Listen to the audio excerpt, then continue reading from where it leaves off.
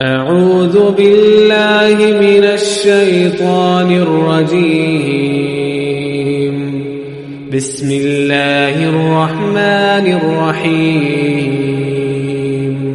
الحمد لله رب العالمين الرحمن الرحيم مالك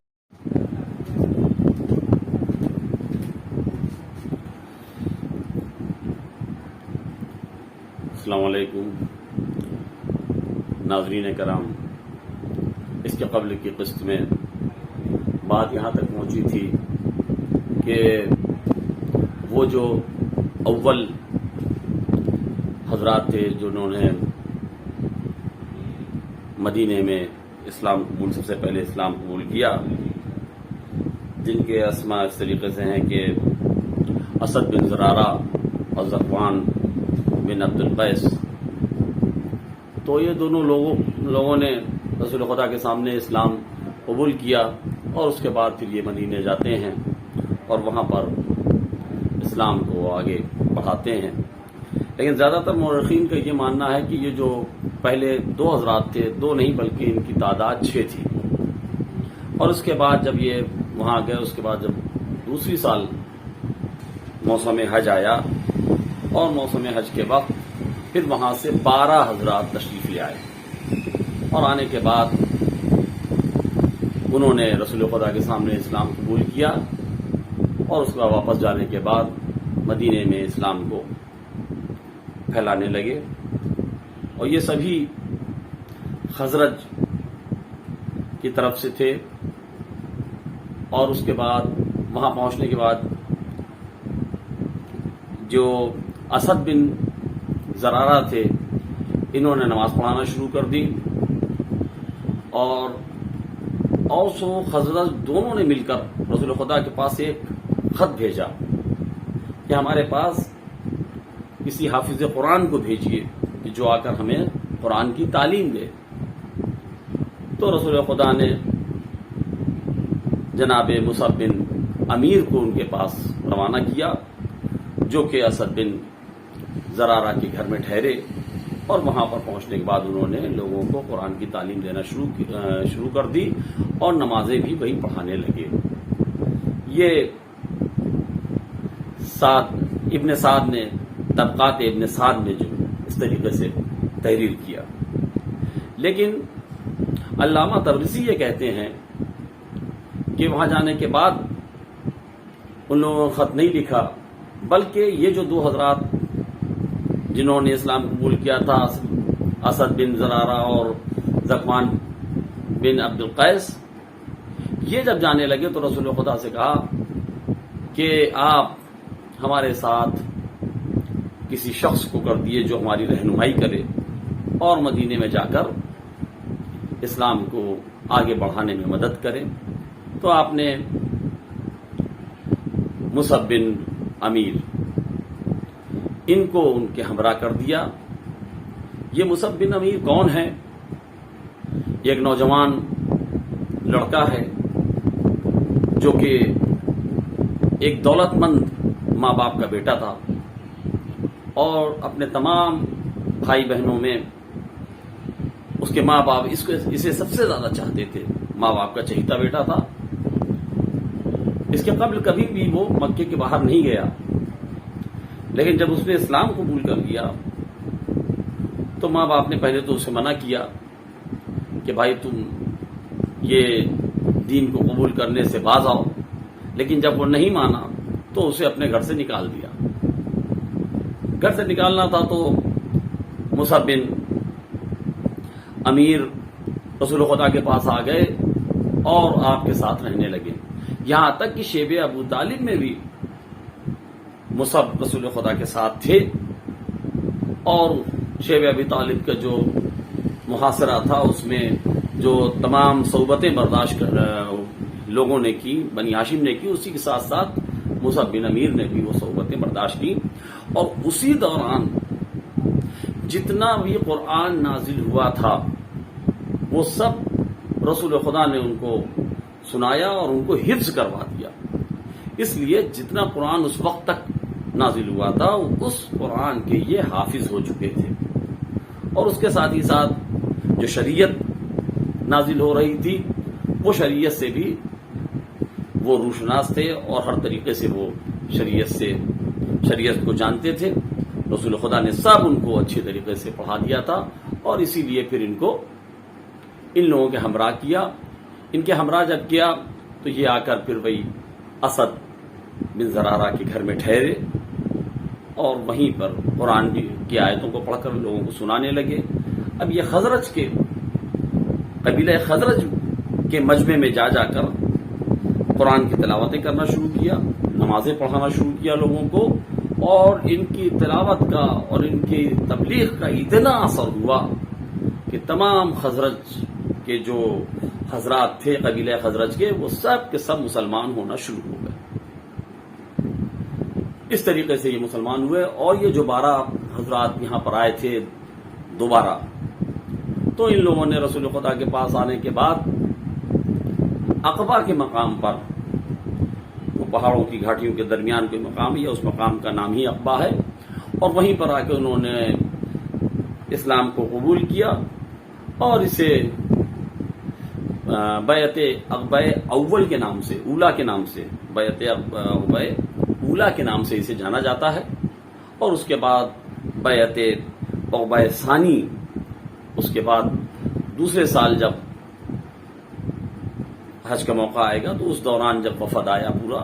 تب وہ ہوگی۔ اب یہ 12 حضرات یہاں سے جاتے ہیں، اور وہاں پر قبیلہ خزرج میں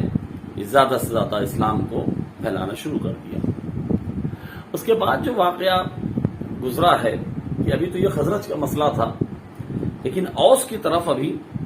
قبیلہ اوس میں یہ اسلام پوری طریقے سے نہیں پہنچا تھا، اور اس کے بعد جو باتیں ہیں وہ جو عام تاریخ کی کتابیں ہیں اس میں نظر نہیں آتی۔ اب اس کی مصلحت کیا ہے یہ بات سمجھ میں نہیں آتی کہ یہ سب باتیں اس میں کیوں نہیں نظر آ رہی ہیں، لیکن علامہ طبرسی نے اس کو تفصیل سے لکھا ہے، اور یہ لکھتے ہیں کہ جب یہ حضرات یہاں سے گئے، اور یہ جو اوس و خزرج کی آخری لڑائی ہوئی تھی، جس کے بعد یہ مدد مانگنے کے لیے اوس کے قبیلہ اوس کے لوگ یہاں آئے تھے مکے میں، تو وہ جو آخری لڑائی ہوئی تھی، اس آخری جنگ میں قبیلہ اوس کے ایک بہت بڑے رئیس جن کا نام عبداللہ بن ابی ہے، انہوں نے اپنے قوم کو، اپنے قبیلے والوں کا ساتھ نہیں دیا، اور یہ کہہ کر وہ ان سے الگ ہو گئے کہ بھائی یہ جو تم لڑائی، یہ جنگ تم کر رہے ہو قبیلہ اوس سے، خزرج والوں سے کہا، کیونکہ وہ قبیلہ خزرج کے تھے، یہ جو تم جنگ اوس والوں سے کر رہے ہو یہ ناحق جنگ ہے، بلکہ تم ہی ان کے اوپر ظلم کر رہے ہو، اور ہم حق کے ساتھ ہیں، ہم ظلم کرنے والوں کے ساتھ نہیں دیں گے۔ یہ کہہ کر وہ اپنے کو انہوں نے الگ کر لیا، اور اس کے بعد یہ آخری لڑائی اوس و خزرج کے درمیان ہوئی، جس میں اوس فتح یاب ہوئے اور خزرج جو ہے وہ شکست کھا گئے۔ جب یہ خزرج شکست کھا گئے تو اوس نے دیکھا کہ یہ عبداللہ بن ابی یہ بہت ہی اچھا آدمی ہے کہ اس نے جو ہے حق کا ساتھ دیا، تو پھر اوس نے بھی، اور اس کے بعد خزرج کے قبیلہ خزرج کے تو تھے ہی، تو اوس و خزرج دونوں نے ہی مل کر یہ چاہا کہ ان کو اپنا بادشاہ تسلیم کر لیا جائے، اور دونوں نے مل کے ان کو اپنا بادشاہ تسلیم کر لیا، اور ان کے لیے ایک خاص طور سے تاج بنایا جانے لگا، اور وہ تاج بن کر تیار ہو گیا، اور ان کی تاج پوشی ہونے والی تھی۔ بس صرف دیر یہ تھی کہ اس تاج کے بیچ میں ایک گوہر آبدار کو لگانا تھا، اور وہ گوہر آبدار ابھی نہیں مل رہا تھا، جس کی وجہ سے وہ تاج مکمل نہیں ہوا تھا، اور ابھی ان کی تاج پوشی نہیں ہوئی تھی کہ اس بیچ اسد بن زرارہ اور ذکوان بن قیس یہ وہاں آ گئے، اور ساتھ میں ان کے مصعب بن امیر بھی تھے اور وہاں اسلام کی تبلیغ شروع ہو گئی۔ اور جب یہ اسلام وہاں پہنچ گیا تو لوگ پوری طریقے سے منتشر ہو گئے اور ان کی تاجپوشی جو ہے وہ رہ گئی۔ لوگ اسلام کی طرف آنا شروع ہو گئے اور تاجپوشی کا یہ معاملہ ان کا وہیں کا وہیں رہ گیا، تو ان کو بڑا افسوس ہوا اور انہوں نے سوچا کہ یہ اسد بن زرارہ جو ہیں، ان کی وجہ سے یہ جو اسلام کا پیغام کو پہنچانے لگے ہیں، اس کی وجہ سے ہماری تاجپوشی رک گئی۔ تو یہ اسد بن زرارہ سے چڑھنے لگے اور نفرت کرنے لگے اور اس تحریک کے مخالف ہو گئے کہ اسی تحریک جو اسلام کی تحریک چلی ہے، اس کی وجہ سے ان کی تاجپوشی رک گئی، اس لیے یہ اس کے بھی مخالف ہو گئے۔ اسد نے جب یہ دیکھا کہ یہ اس کے مخالف ہیں اور بہت بااثر آدمی ہے، روسائے بنی خزرج میں سے ایک تھے، تو انہوں نے کہا کہ ان کا اثر تو ضرور پڑے گا، تو ایسا کچھ کیا جائے کہ کوئی ان کے مقابل میں ایسا کوئی رئیس سامنے آ جائے جس سے ان کا اثر کم ہو جائے یا ان کا اثر اور زیادہ ہی ختم ہو جائے تو بہت بہتر ہے۔ یہ سوچتے ہوئے انہوں نے بہت سوچنے کے بعد قبیلہ اوس میں ان کے ماموں رہا کرتے تھے، قبیلہ اوس سے جن کا تعلق تھا، تو وہ جناب مصعب سے انہوں نے یہ کہا کہ ہمارے ماموں قبیلہ اوس کے جانے مانے سردار میں سے ہیں، اور اگر وہ ہمارا اس تحریک میں وہ ہمارا ساتھ دے دیں تو پھر ہماری تحریک کو کوئی روک نہیں سکتا، اور یہ جو اثر ہے ان کا عبداللہ بن ابی کا یہ کم ہو جائے گا اگر وہ ہمارا ساتھ دیتے ہیں، تو چل کے کیوں نہ ہم ان کو دعوت اسلام دیں، شاید ہمیں کامیابی مل جائے۔ مصعب نے بھی سوچا کہ ہاں آپ نے بہت اچھی بات کہی ہے، چلیے چلتے ہیں۔ اب یہ لوگ اسد بن زرارہ اور مصعب یہ پہنچتے ہیں، اس محلے میں پہنچتے ہیں جہاں پر ان کے ماموں رہا کرتے تھے، اور وہاں پہنچنے کے بعد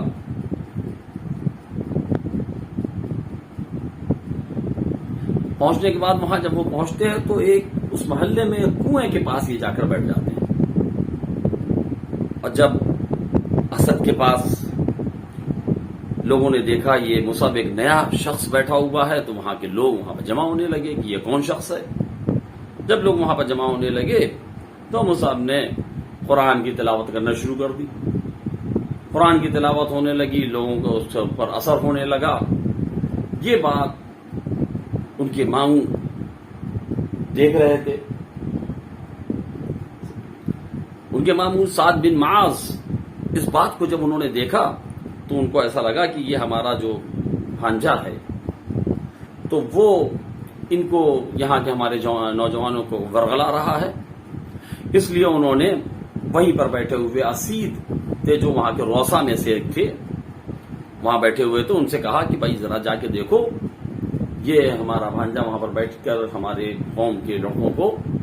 ورغلا رہا ہے، اس سے کہو کہ یہاں سے جائے،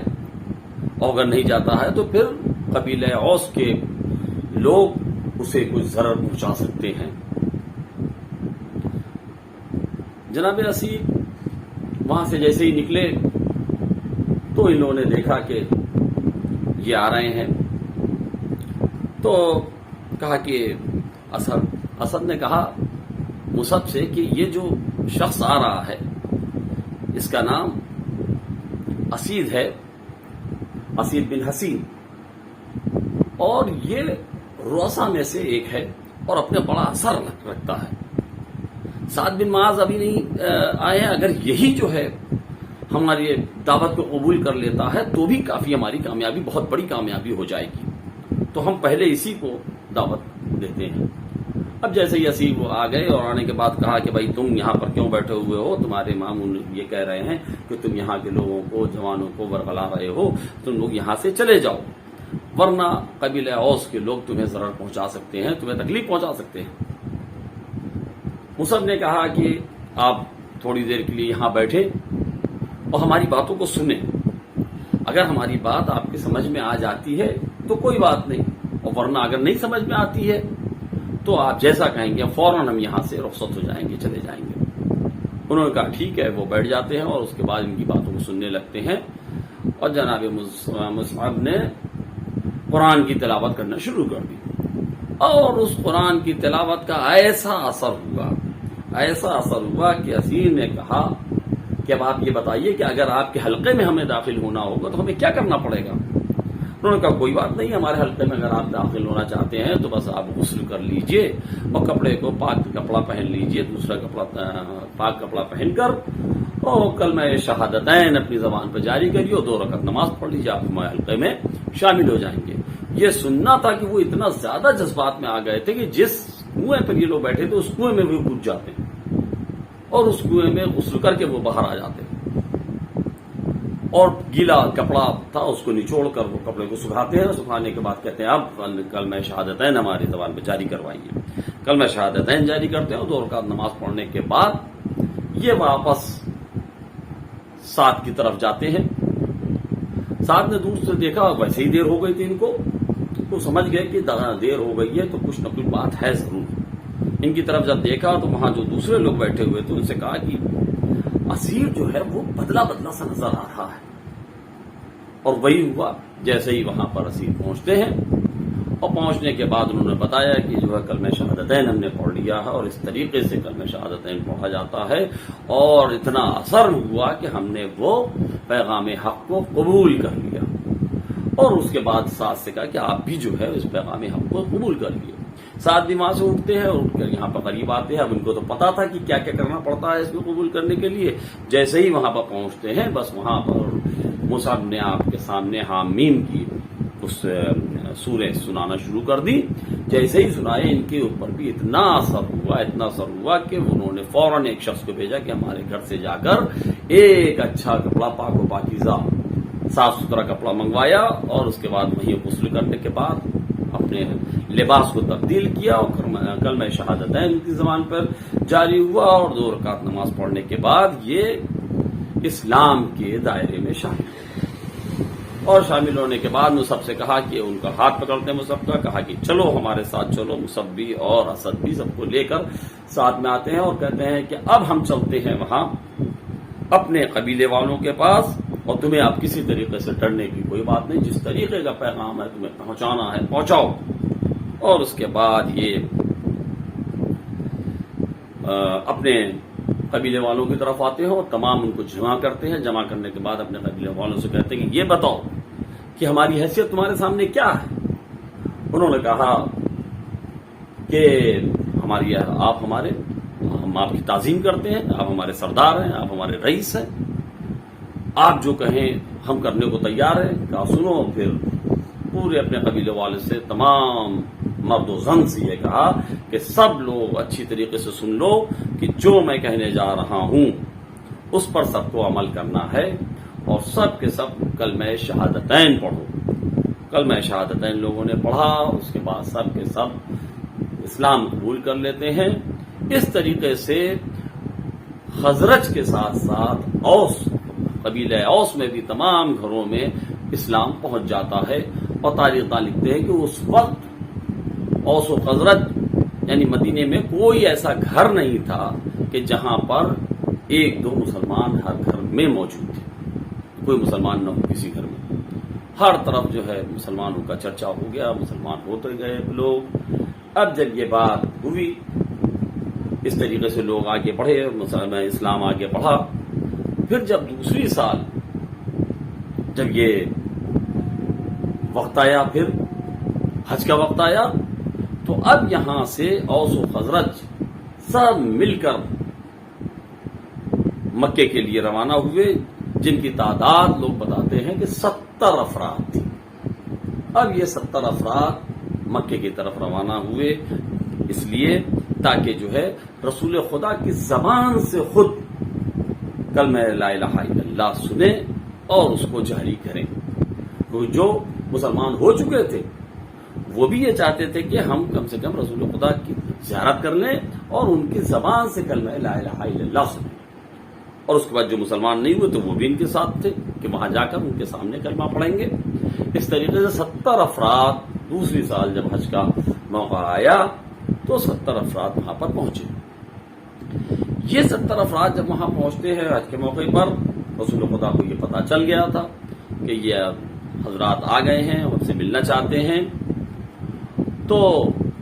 آپ نے ان کو پھر وہی عقبہ کی گھاٹیوں میں، جہاں پر پہلی بیعت ہوئی تھی، جسے بیعت اولا، عقبہ اولا کہا گیا تھا، اب یہ بیعت عقبہ ثانی ہوگی۔ رسول خدا نے بتایا کہ بھائی تم لوگ حج کرنے کے بعد 12 تاریخ کو، 12 ذی الحجہ کو شب میں اس عقبہ کے پاس آ جانا، اور ہم وہاں پر پہنچ جائیں گے، تھوڑا رات کا اندھیرا ہو جائے تب آپ لوگ وہاں پر آئیے گا۔ اور جیسے جیسے رسول نے ان کو بتایا تھا ان لوگوں نے ویسے ہی کیا، اور عقبہ کے پاس پہنچنے کے بعد ان لوگوں نے وہاں جا کر بیعت کی۔ یہ 70 افراد نے جو بیعت کی، اسی کو بیعت عقبہ ثانیہ کہتے ہیں۔ اب وہاں پر رسول خدا پہلے سے پہنچ گئے تھے۔ کچھ تاریخ داں یہ بتاتے ہیں کہ وہیں پر جناب عباس ابن عبد المطلب بھی ساتھ میں تھے۔ عباس ابن عبد المطلب کے ساتھ یہ عقبہ کی گھاٹیوں میں پہنچ گئے، اور وہاں پر جناب عباس ابن عبد المطلب نے نہایت ہی عمدہ تقریر کی۔ کچھ لوگوں نے یہ کہا کہ یہ عقبہ کے پاس پہنچنے کے بعد یہ ہوا کہ یہ تقریر کا جو مسئلہ آیا، یہ اس وقت یہ رسول خدا صلی اللہ علیہ وسلم نے کہا کہ تم لوگ عبد المطلب کے گھر میں آ جاؤ۔ پھر وہ لوگ وہاں سے عبد المطلب کے گھر میں پہنچتے ہیں، اور وہاں پر عباس ابن عبد المطلب، جناب حمزہ اور مولا علی ابن ابی طالب، یہ لوگ بھی موجود تھے، اور ان کے سامنے یہ باتیں شروع ہوئی، اور اس کے بعد جناب عباس ابن عبد المطلب نے ایک نہایت ہی عمدہ تقریر کی۔ اس تقریر کا جو ماحصل ہے وہ یہ ہے کہ آپ مدینے سے یہاں پر آئے ہیں، ہمارے اس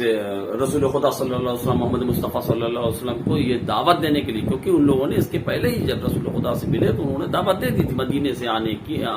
مدینے میں آنے کے لیے دعوت دی۔ کہا تم لوگ دعوت تو دے رہے ہو،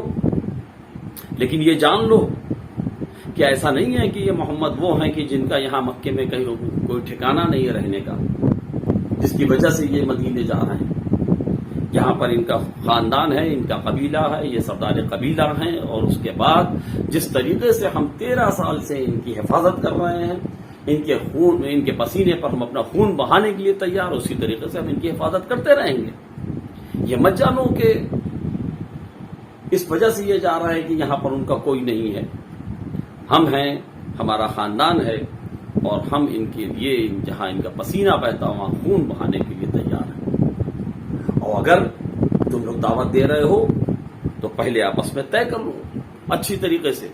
کہ جب یہ محمد وہاں جائیں گے تو یہ کفار قریش آسانی سے نہیں چھوڑیں گے، یہ لڑنے کے لیے تیار ہو جائیں گے، اور جب یہ جنگ کرنے کے لیے تیار ہو جائیں گے تو تمہیں ان سے جنگ کرنا پڑے گی، اور محمد پر کسی طریقے کا کوئی ضرر نہ آنے پائے، تب تو ہم انہیں یہاں سے جانے دیں گے، ورنہ ہم یہاں سے محمد کو نہیں جانے دیں گے، یہ مکے میں رہ کر ہی اپنے پیغام کو پہنچاتے رہیں گے۔ اب جب یہ بات آپ نے کہی تو وہاں جو مدینے سے جو وفد آیا تھا ان لوگوں نے کہا کہ ہم وعدہ کرتے ہیں کہ محمد کو کسی طریقے کو کوئی غضب نہیں پہنچ سکتا، اور اگر کوئی محمد کی طرف آنکھ اٹھا کر بھی دیکھنا چاہے گا تو ہم اس کے لیے حفاظت کرنے کے لیے تیار ہیں، اپنا خون بہانے کے لیے تیار ہیں، لیکن محمد مصطفیٰ صلی اللہ علیہ وآلہ وسلم پر کسی طریقے کا کوئی غضب نہیں آنے دیں گے۔ اس طریقے کا عہد و پیمان جب لے لیا، اس کے بعد یہ بات طے ہوئی کہ اب رسول خدا صلی اللہ علیہ وسلم مکے سے ہجرت کر کے مدینے کی طرف جائیں گے۔ اب اس کے آگے جو واقعہ آئے گا اسے ہم آئندہ آنے والی قسط میں آپ کے سامنے پیش کریں گے۔ وآخر دعوانا الحمد